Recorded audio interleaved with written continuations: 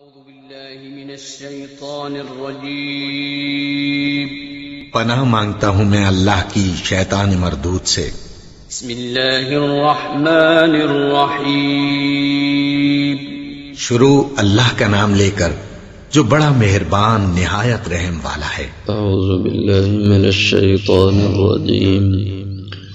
بسم اللہ الرحمن الرحیم ولما وقع عليهم الرجز قالوا يا موسى ادع لنا ربك بما عهد عندك لئن كشفت عنا الرجز لنؤمنن لك ولنرسلن معك بني إسرائيل فلما كشفنا عنهم الرجز إلى أجل هم بالغوه إذا هم ينكثون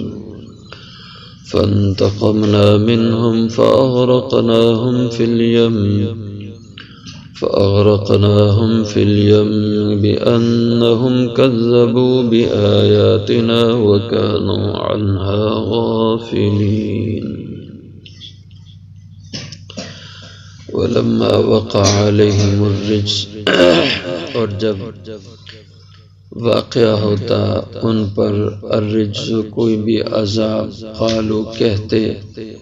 یا موسیٰ اے موسیٰ علیہ السلام ادعو لنا دعا کر ہمارے لیے ربک اپنے رب سے بما عہد عندک وہ جو اس نے عہد کیا وعدہ کیا تجھ سے لئن کشفتا البتہ اگر تو دور کر دے گا ان الرجز ہم سے یہ عذاب لنؤمنن لک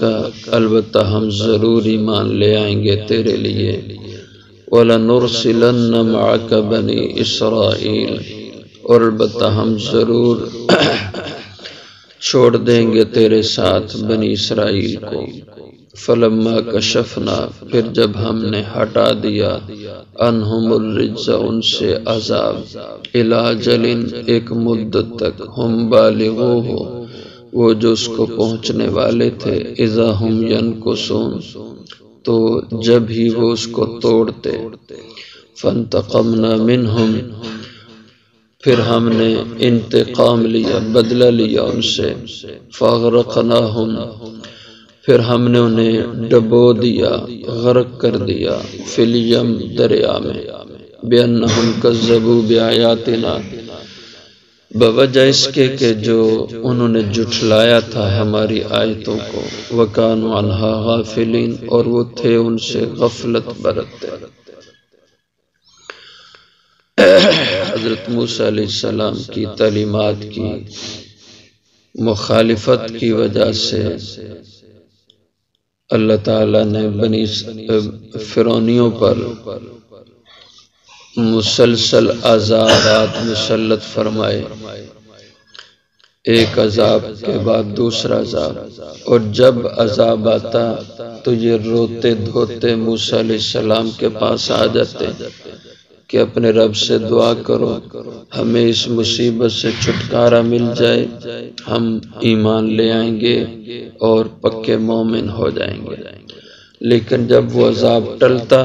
تو یہ بھول جاتے، اپنے اس وعدے کے خلاف کرتے، اس کو توڑ دیتے۔ یوں ہی چلتا رہا، آخر بار بار جب انہوں نے ایسے کیا اور 9 قسم کے عذاب ان پر آئے اور حضرت موسیٰ کے 9 معجزات ظاہر ہوئے پھر بھی ایمان نہیں لائے، تو پھر اللہ کا حتمی اور آخری فیصلہ ان کے حق میں آیا تو اس کا ذکر ہے وَلَمَّا وَقَعَ عَلَيْهِمُ الرِّجْزُ اور جب بھی واقع ہوتا ان پر عذاب قالوا یا موسیٰ ادع لنا ربک تو کہتے ہیں موسیٰ پکار دعا کر ہمارے لیے اپنے رب سے بما عہد عندک ان کلمات کے ساتھ یا اس بابت جو عہد کیا ہے تیرے ساتھ تیرے رب نے، اور وہ عہد کیا تھا کہ تیرے رب نے تجھے کہا ہوا ہے کہ وہ تیری دعائیں قبول کرے گا، تو اپنے رب سے دعا کر ہمارے لیے وہ قبول کرے۔ لئن کشفت ہم وعدہ کرتے ہیں کہ البتہ اگر تو دور کر دے، ہٹا دے ہم سے الرجز عذاب، لنؤمنن لک، تو ضرور ہم تجھ پہ ایمان لائیں گے، وَلَنُرْسِلَنَّ مَعَكَ بَنِي اسرائیل، اور البتہ ہم ضرور چھوڑ دیں گے، آزاد کر دیں گے تیرے ساتھ بنی اسرائیل کو۔ چونکہ موسیٰ علیہ السلام جہاں انہیں توحید کی دعوت دے رہے تھے، وہیں پہ انہیں بنی اسرائیل کی آزادی کا بھی کہہ رہے تھے۔ اس بنا پہ انہوں نے کہا ہم ایمان بھی لائیں گے اور بنی اسرائیل کو چھوڑ بھی دیں گے، آزاد بھی کر دیں گے۔ لیکن فلما کشفنا، پھر جب ہم نے ہٹا دیا ان سے الرجز عذاب، الی اجل، ایک وقت تک ہم بالغوہ جس تک انہیں پہنچنا تھا، اذا ہم ینکثون، جب وہ راحت میں اور آرام میں آتے اور اس مصیبت سے نکل جاتے، تو تبھی وہ اس وعدے کو توڑنے والے ہوتے اور بھول جاتے کہ وعدہ انہوں نے کیا کیا تھا۔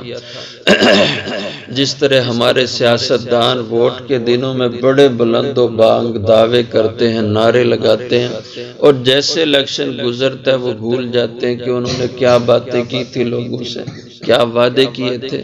اتنی تیزی سے وہ فرعونی بھی بھول جاتے تھے کہ ہم نے کیا اس سے پہلے موسیٰ سے وعدہ کیا تھا، بار بار وعدوں کو توڑتے۔ فانتقمنا منہم، تو جب ہر بار وعدہ توڑا تو پھر آخر ہم نے انتقام لیا ان سے۔ فَأَغْرَقْنَاهُمْ فِي الْيَمِّ، آخری اور حتمی عذاب کی شکل اللہ نے بنائی، اور وہ کیا تھی کہ ان کو اللہ نے دریا میں غرق کر دیا۔ حضرت موسیٰ علیہ السلام نے اپنی قوم سے کہا تیاری کرو، اب یہاں سے نکلنا ہے۔ راتوں رات تیاری کی، کم و بیش 6 لاکھ بنی اسرائیلی اس وقت موجود تھے مصر میں۔ تو حضرت موسیٰ علیہ السلام ان سب کو، جوان بوڑھے عورتیں مرد بچے، سب کو ساتھ لے کر رات کی تاریکی میں مصر سے نکلے اور فلسطین جانے کا پروگرام بنایا جو اصل بنی اسرائیل کا وطن تھا۔ تو صبح ہو گئی، سورج نکلا، فرعونیوں نے جب اپنے دائیں بائیں دیکھا، پہلے تو صبح صبح عورتیں ان کے گھروں میں آ کے جھاڑو دیتی، گھروں کے کام کرتی، مرد بھی گھروں میں آ جاتے، کام کاج کرتے، آج کوئی کام کرنے والا نہیں۔ تو دیکھا کدھر گئے بنی اسرائیلی، بنی اسرائیلیوں کے گھر خالی، کوئی آدمی بنی اسرائیل کا نہیں۔ تو اب پتہ چلا کہ بنی اسرائیلی تو سارے راتوں رات نکل گئے، موسیٰ دیکھے وہ بھی نہیں ملے۔ تو انہیں یقین ہو گیا کہ موسیٰ ہم سب کو ساتھ لے کے چل گئے۔ فرعون تک اطلاع ہوئی تو تیاری شروع ہوئی کہ پیچھا کرو، پکڑو بنی اسرائیل کو، کیونکہ انہیں بڑی پریشانی ہوئی کہ اب ہمارے کام کاج کون کرے گا۔ مفت کے غلام اور نوکر ملے ہوئے تھے، اب بڑا لشکر بنایا اور فرعون نے پیچھا کیا، اور جب پیچھا کرتے صبح صبح نکلے تو کم و بیش سورج بلند ہو کے، جو چاشت کا وقت ہوتا ہے آج کل ہمارے ہاں، کم و بیش یہ 8-9 کا جو ٹائم ہوتا ہے یہی ٹائم تھا۔ مشرقین کا لفظ قرآن کریم میں جب سورج خوب چمکنے لگا تو فرعون بنی اسرائیل کے پاس پہنچ گیا۔ اب بنی اسرائیل دریا کے کنارے پہ، پیچھے فرعون، موسیٰ علیہ السلام سے کہنے لگے اِنَّا لَمُدْرَكُونَ، موسیٰ ہم تو پا لیے گئے، ہمیں تو پکڑ لیا فرعون نے۔ حضرت موسیٰ علیہ السلام نے فرمایا کلا، ایسا ہرگز نہیں ہو سکتا، معی ربی سیہدین، میرے ساتھ میرا رب ہے، اس کی مدد میرے ساتھ ہے، وہ ضرور ہمیں کوئی نجات کا راستہ دکھلائے گا، گھبراؤ نہیں، پریشان نہ ہو۔ فرعون اگرچہ پیچھے، سامنے دریا، لیکن اللہ کی مدد آئے گی۔ تو اللہ نے فرمایا موسیٰ اپنا عصا دریا پہ مارو۔ جو لاٹھی اژدہا بنتی تھی،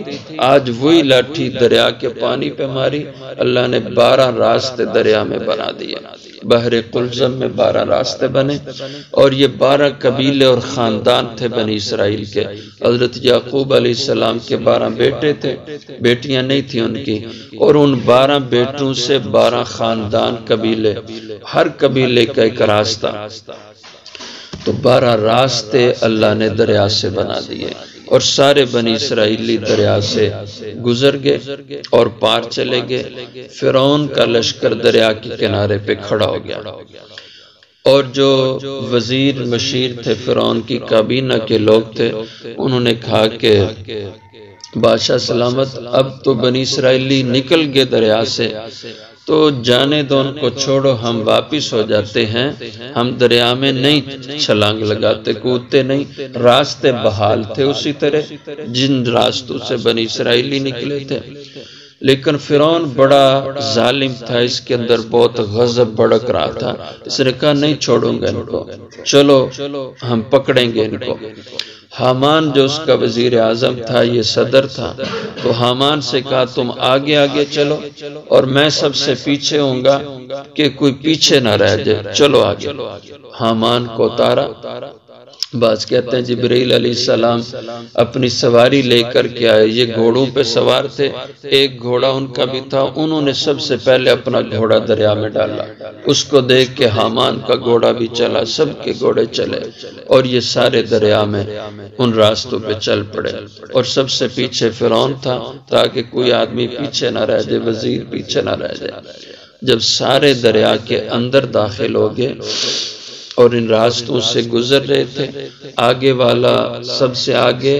وہ بھی دریا کے آخری حصے میں، فرعون سب سے پیچھے، اور سارے اکٹھے جو دریا میں ہو گئے۔ اب اللہ کا حکم آیا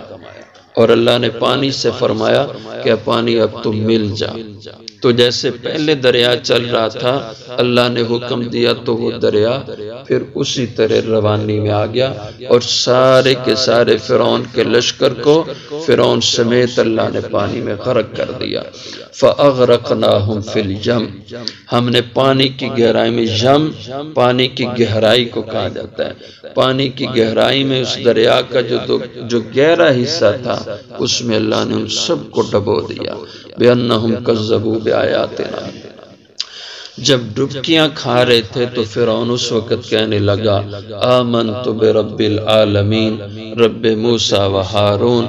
اب میں ایمان لاتا ہوں موسیٰ اور ہارون کے رب پر۔ تو اللہ نے فرمایا الآن،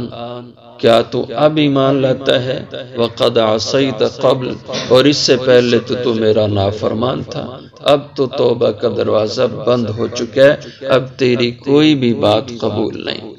تو اللہ نے فرمایا فَالْيَوْمَ نُنَجِّيكَ بِبَدَنِكَ، آج ہم تیرے بدن کو بچا لیں گے اور تجھے بعد میں آنے والے لوگوں کے لیے عبرت کا نشان بنا دیں گے کہ یہ وہ شخص تھا جو کہتا تھا انا ربکم الاعلی، کہ میں تم سب کا سب سے بڑا رب ہوں۔ تو بِأَنَّهُمْ كَذَّبُوا بِآيَاتِنَا، اس وجہ سے یہ اللہ کے عذاب کی لپیٹ میں آئے کہ انہوں نے جھٹلا دیا تھا ہماری آیتوں کو۔ دیکھو اللہ کے حکموں کو توڑنا، اللہ کے کلام پاک کی آیات کو جھٹلانا کس قدر برا فعل ہے کہ اللہ نے اس قوم کو غرق کر دیا اس وجہ سے۔ وَكَانُوا عَنْهَا غَافِلِينَ، اور وہ لوگ ہماری آیتوں سے غافل اور بے خبر رہتے تھے، ان سے غفلت برتتے تھے، تو اللہ نے آخر ان کا قصہ تمام کر دیا۔